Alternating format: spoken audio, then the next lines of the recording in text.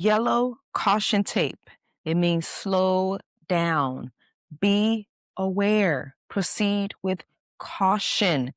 For those who've torn through that barrier repeatedly in the past with dire consequences, consider replacing that yellow caution tape with a red danger barricade tape.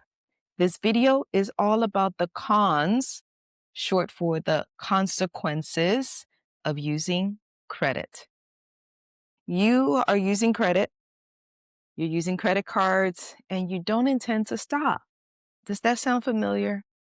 You want a financial coach that understands that you don't intend to stop. I get it. And you want an answer to your question. Is credit actually bad? Or does it just depend on how I use it? I am Foluke Olayele with Hand in Hand Consulting, and I've got an answer for you. We recently talked about the history of credit and the benefits, the pros of using credit cards. It was a bit of a two-edged sword, good and bad, right? Today, I'm drilling into the cons of credit so you know the signs of when you stop using credit and when credit starts using you. We're going to drill in a bit and take this at a jogging pace. I hope you've got comfortable jogging shoes. All right, let's go. Let's talk about the other side of credit, the part most people never see coming, the part they pretend doesn't exist. Whew, that's the pain, the interest, and the negative emotions. First, we're going to tackle the pain. Credit makes spending feel painless until it isn't. Research shows that when people pay with cash, they spend far less money. The reason is physical, it's mental, and it's emotional. When you pay someone $10 and they hand you a product, I give you $10, you give me a product, you no longer have the $10, I no longer have the $10, you no longer have the product. It's an exchange. I lost something, you gained something, and vice versa, right? And your mind understands that you let go of something, and your emotions experience a release and a loss of letting go of sorts. Now, a physical credit card or a tap or your phone or your watch eliminates the physical and the mental reality of losing something. You give someone a credit card, they give you your credit card back, and you've got the product. What?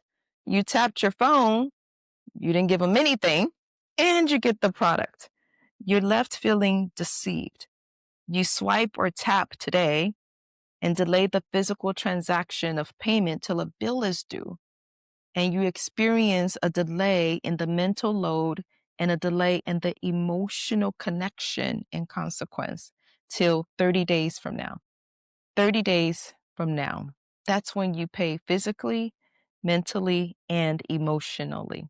So, consequence number one, delayed pain creates overspending.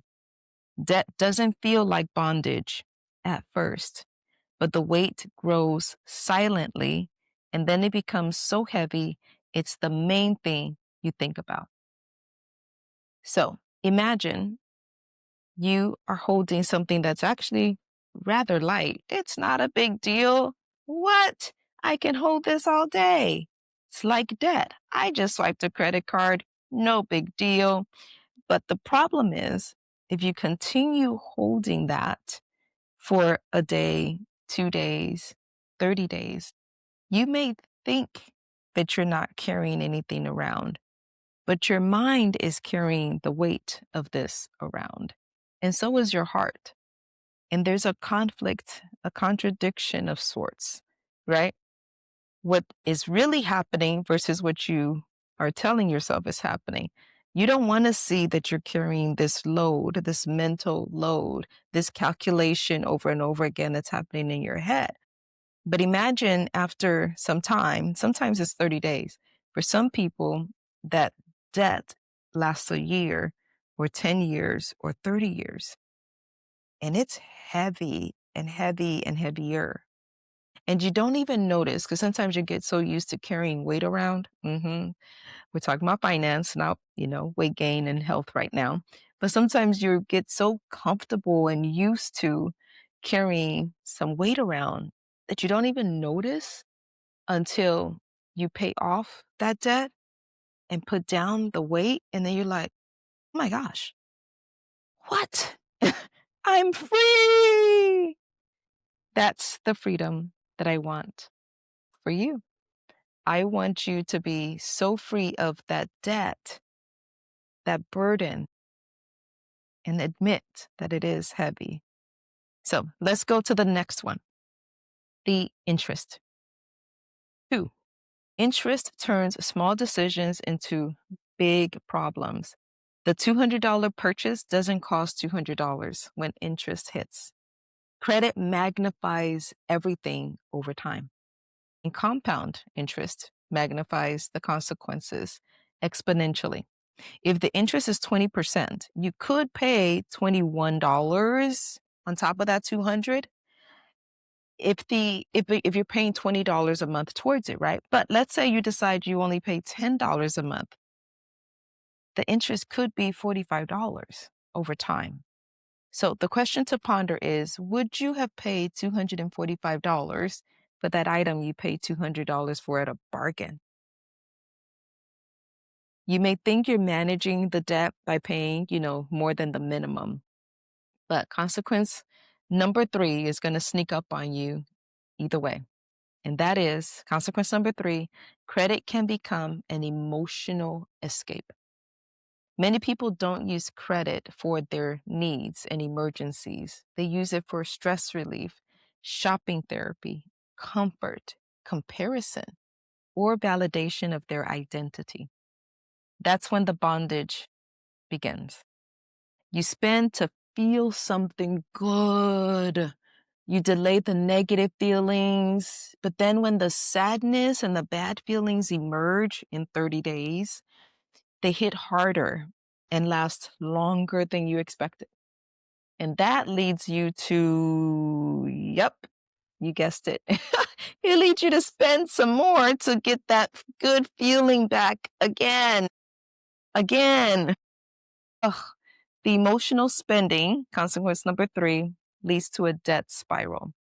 What a twist in the web we weave when credit leads us to deceive ourselves.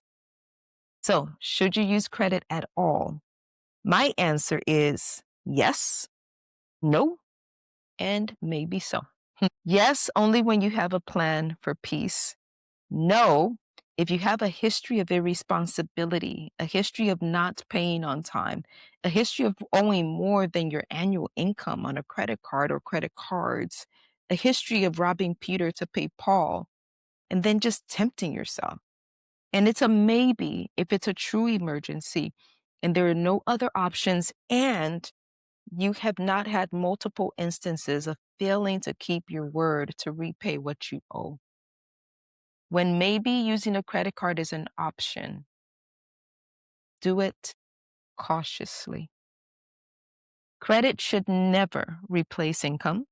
It should never replace savings, and it should never replace feeling an emotional need. Do not encourage overspending, and it should not be your emergency plan. Credit should be used intentionally with a plan, paid off quickly, and aligned with your goals if it is used at all. So there are 3 rules for using credit without losing your peace.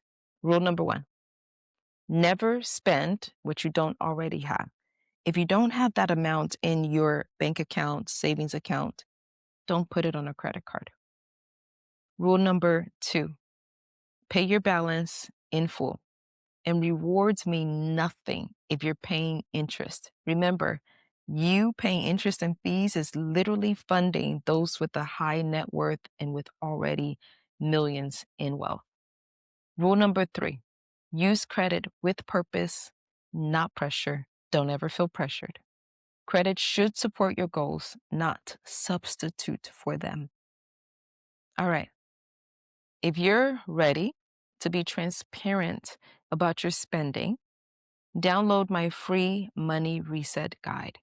It's going to help you see your patterns, your thought patterns, for one. What are you thinking about money? It's going to help you uncover your emotional patterns, and it's going to help you plan and create a decision that supports your peace. That's what we're after, right? Freedom from slavery of debt. We want to plan today purposefully and intentionally and with freedom in mind so that we can thoroughly enjoy our tomorrow. See you next time.